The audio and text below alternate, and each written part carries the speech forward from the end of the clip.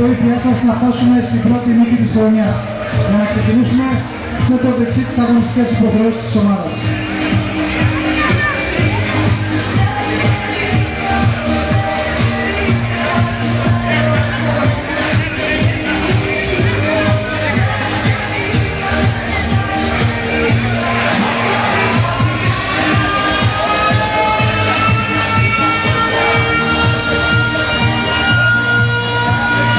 Πούμε λίγο τη σύνθεση του ΠΑΣ Γιάννενα.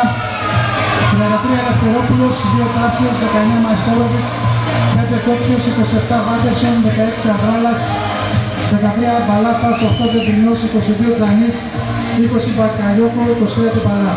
Αναπληρωματική 9 ο Γιώργος Σαϊκιώτης που πέρασε από τη Σκότα Ξάνθη, 4 Κούστας, 11 Κοτοβουλίδης, 30 Σικαλιάς, 6 Κανατούδης, 10 Σιαλμάς και 3 Σάφης. Να υπενθυμίσουμε σε όσους το γνωρίζουν και όσους δεν το γνωρίζουν ότι προπονητής της ομάδας του ΠΑΣ Γιάννενα είναι ο κύριος Γιώργος Παράστος που πέρασε